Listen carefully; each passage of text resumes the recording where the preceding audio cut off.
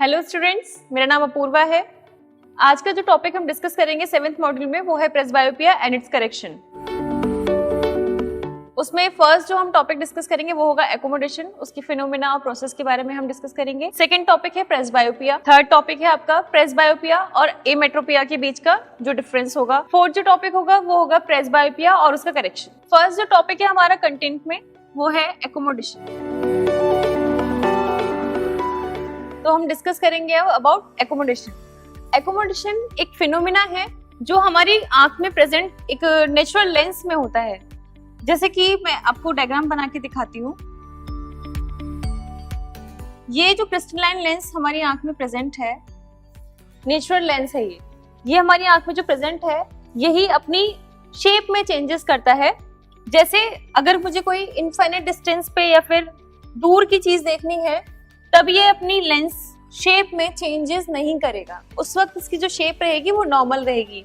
But in case जब उसको कोई नियर ऑब्जेक्ट को देखना होगा, नियर की चीज पे फोकस करना होगा, तब ये अपनी शेप में चेंजेस कर लेगा and it will become thick.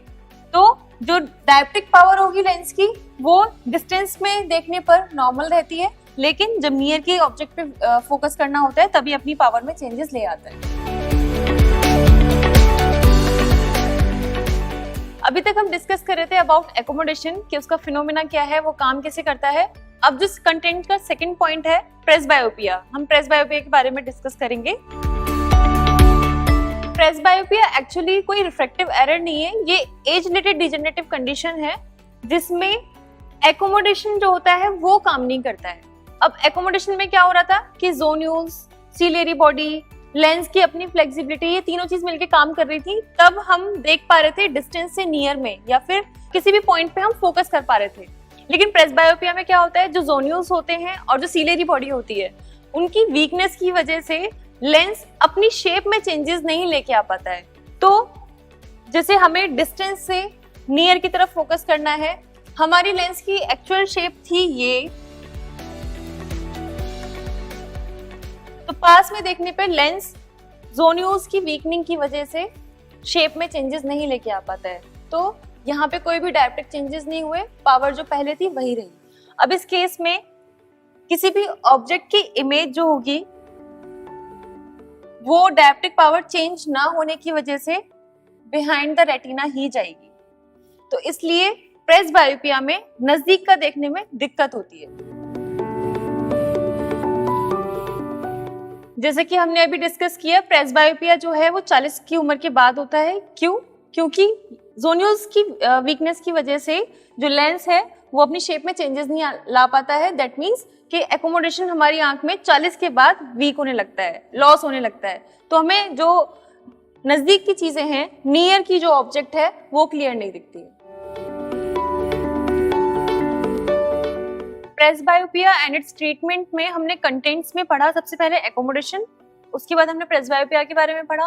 अब हम डिस्कशन करेंगे थर्ड पॉइंट, दैट मींस कि प्रेसबायोपिया अगर एमेट्रोपिया के साथ होता है तो क्या हम कर सकते हैं। प्रेसबायोपिया विद एमेट्रोपिया में दो फोकल पॉइंट रहेंगे। एक फोकल पॉइंट जो एमेट्रोपिया की वजह से होगा उसमें इमेज जो होगी, डिस्टेंस के लिए इमेज जो होगी वो या तो बिहाइंड द रेटिना बनेगी या इन फ्रंट ऑफ रेटिना बनेगी। एक जो फोकल पॉइंट होगा वो हमेशा बिहाइंड द रेटिना रहेगा प्रेसबायोपिया की वजह से। सिम्टम्स में किसी पेशेंट को डिस्टेंस का तो एमेट्रोपिया की वजह से क्लियर नहीं दिखेगा, या तो उसको मायोपिया हो सकता है या हाइपरमेट्रोपिया हो सकता है उसको एस्टिग्मेटिज्म भी हो, लेकिन उसको नियर का भी क्लियर नहीं दिखेगा बिकॉज ऑफ प्रेसबायोपिया। इसके बाद उसके ट्रीटमेंट की अगर बात करें तो ट्रीटमेंट में उसको डिस्टेंस के लिए हम plus spherical, minus spherical, cylindrical, plano-cylindrical और स्फेरो-सिलेंड्रिकल दे सकते हैं। नियर के लिए उसको हमें प्लस नंबर देना होगा जो प्रेसबायोपिया का प्रेस्क्रिप्शन है। प्लस स्फेरिकल हम उसको प्रेस्क्राइब करेंगे। And the important thing is कि जब हम उसको नंबर प्रेस्क्राइब करेंगे तो जो उसका एडिशन है वो हम अलग से देंगे जो डिस्टेंस का नंबर दे रहे हैं उसके साथ। अभी हम नेक्स्ट कंटेंट, दैट मींस हम पढ़ेंगे presbyopia and its correction according to age, यानी एज के अनुसार किसी भी पर्सन को हम नंबर कैसे देंगे। प्रेसबायोपिक करेक्शन की बात करें तो 40 की उम्र से हम अगर शुरुआत करते हैं तो जैसे कि यहाँ पे टेबल में दिख रहा है आपको, आप अपनी बुक में, हैंडबुक में पेज नंबर 33 पर भी देख सकते हैं। 40 की उम्र से अगर शुरुआत करते हैं तो 40 में हम +1 डायप्टर किसी को भी प्रेस्क्राइब करेंगे एडिशन। 42 की उम्र में हम प्रेस्क्राइब करेंगे 1.25। इसी तरह से 0.25 के डिफरेंस पे जैसे 50 की उम्र में हम किसी को भी देंगे +2 डायप्टर, और 60 की उम्र तक आते आते मैक्सिमम 3 डायप्टर, +3 डायप्टर स्फेरिकल हम किसी को भी प्रेस्क्राइब कर सकते हैं। नेक्स्ट टॉपिक हम डिस्कस करेंगे, वो डिस्कस करेंगे हाइप्रोपिया और प्रेसबायोपिया के बीच का डिफरेंस क्या है। अभी दोनों टॉपिक हम पहले डिस्कस कर चुके हैं, लेकिन इन दोनों को एक साथ डिस्कशन करने की जरूरत क्यों है? क्योंकि हम इन दोनों में ही प्लस का प्रेस्क्रिप्शन यानी प्लस का स्फेरिकल, डायप्टर स्फेरिकल हम किसी को भी प्रेस्क्राइब करते हैं। हाइप्रोपिया में बेसिकली क्या होता है कि जब हमने इससे पहले मॉड्यूल में देखा था, किसी भी पेशेंट की आई बॉल के साइज में या कर्वेचर में चेंजेस होने की वजह से उसको नंबर आ रहा है और वो किसी भी एज में हो रहा है।